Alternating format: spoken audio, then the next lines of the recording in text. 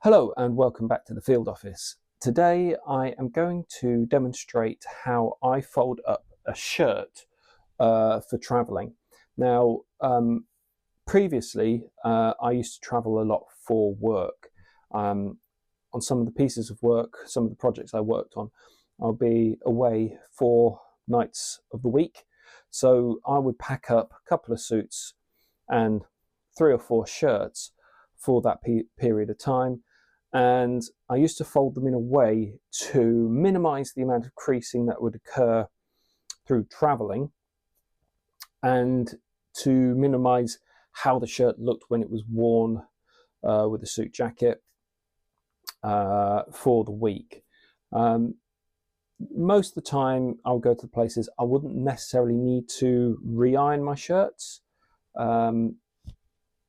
But the way in which I folded them meant that, yes, there was some creasing because I'm putting some creasing into it as I'm folding it, but it kind of minimized the amount of creasing that occurred. So I'm hoping that this would be useful for yourselves. One thing I didn't have back then that I do now are a couple of these. Now these are sort of little shirt carriers. Which Tumble and Asa provided to me last time I visited them. So I'm going to try using one of these, but essentially it is the way that I would pack the shirt anyway. So I would fold the shirt in a way so that I can stack them upon each other, reducing the amount of creasing that would occur. So I've got my camera set up here so that you can see from a desktop point of view how I'm folding the shirt. So let's make a start. Oh, and just so you're aware, I am also using a bespoke Tumble and Asa shirt. This is one of the first shirts that I purchased from them. It's one of the 4 shirts that I got. So this is a white poplin, which is synonymous for creasing. But this has got a, it wasn't their typical cocktail cuff, but this is what they called a 60s style cocktail cuff back in 2017. With a TNA collar.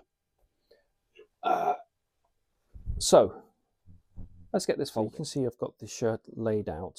I've got it partially buttoned up, which will help with the folding of the shirt. So just to make sure that you've got the bottom one done up, because that will help later on. So I'm going to turn this onto its front, so you see the back of the shirt. And normally I would have this a little bit flatter, but my desk shape and available filming space make it a little bit difficult. So what I'm going to try to do is fold it to fit into this. So if you put that on as a base, it's got to fit within this. So I'm going to try to use the dart as a line of where I want the shirt to fold to. And it's essentially trying to fold the shirt in half, but from this, with having a quarter folded from this side and a quarter folded from this side. So I'm going to take this part and fold it over, and I want to make sure that I've got almost, so I'm trying to get to half a shirt on this, and I'm pulling everything as tight as possible because I want to make sure that there is no, not that there won't be any creases, but as fewer creases as possible. So I'm lining the edge of the shirt up to where I've folded it, and try and get that shoulder nice and tight. And then the same here. So this is going to overlap the shirt. Now the way I'm trying to think of this is I'm trying to get the shirt to look folded as it came when when you first get your shirt. It usually comes in a clear plastic packet, and you see the front to the shirt and probably a little bit of the cuff because they folded that over as well. So I'm trying to get to that sort of point of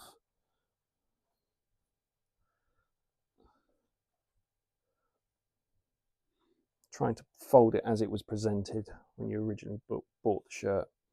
So I think that reduces the, I think maybe a little bit further actually, yeah. It's almost to like a quarter of what the shirt looks like. So that's a quarter over and a quarter over. Now I'm going to take, let's see, 1, 2, 3, about a fifth of the shirt, so sort of where the cuff is sewn on, and then possibly half the gauntlet length. It's about there. I'm going to fold that bit over, and you can see I've got the first button that's held things in place. And having a fold here doesn't matter so much because this will be tucked into your trousers. So again, it's thinking of, you know, reducing the amount of work you have to do when you get to the other side of, well, wherever you're going. And then I'm going to fold, just tighten that up a bit. And then fold that over to the collar. So right up to the edge there. Turn that over. That's not too bad actually. So it's not entirely symmetrical.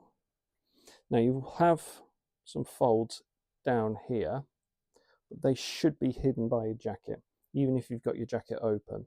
The only fold you kind of have is this one here.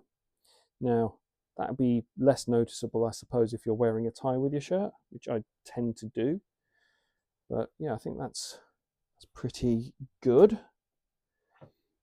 And if I take the shirt carrier, I can just slip that into here.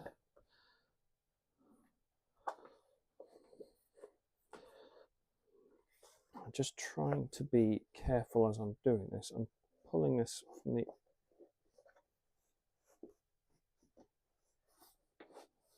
What I want to do is not put any additional creasing into the shirt, or as little as possible.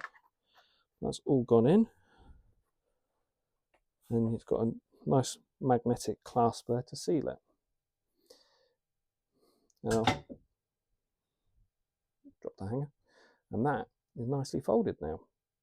Now, if I was carrying multiple shirts, and I had a few of these, now you did see actually there, as I took that out, that folded over a little bit, but just being cautious with that.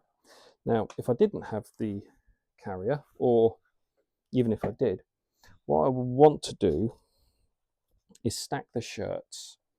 Now, I would stack this face to face, so I would have another shirt face down on this one, but I would have the collar on this side, because the collar does take up a bit of room here. That's the bit that sort of sticks out. If you look at it from a side view on, most of that is flat, but the collar sticks up. So I would have collar and then the other collar here, and then the back of the shirt almost stacking like that. And then the next shirt on top, flat to flat. And then if I had a fourth shirt, again, collar here, face to face to this shirt. And that will keep the collar in a fairly good state.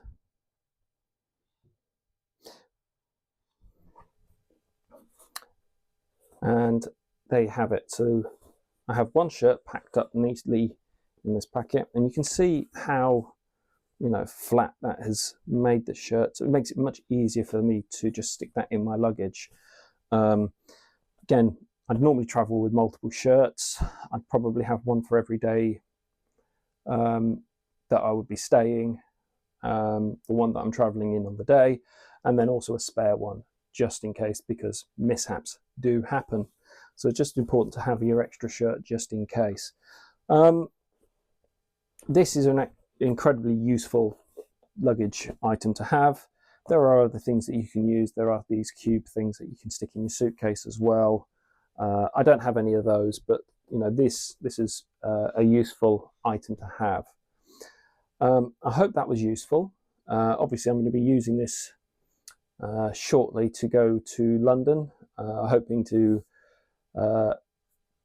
be around London during the weekend, starting, I think it's October the 9th, or is it October the 10th? So I'll be in London over that weekend. I'll be going to see Cue the Music on the Sunday. I hope I see some of you there.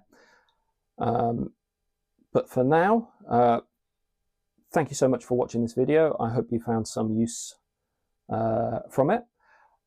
If you like this video, please press the like button, subscribe to the channel. That always helps others to find these videos. And yeah, please share this video with anybody you think that might find it of use. Until next time, thank you for watching.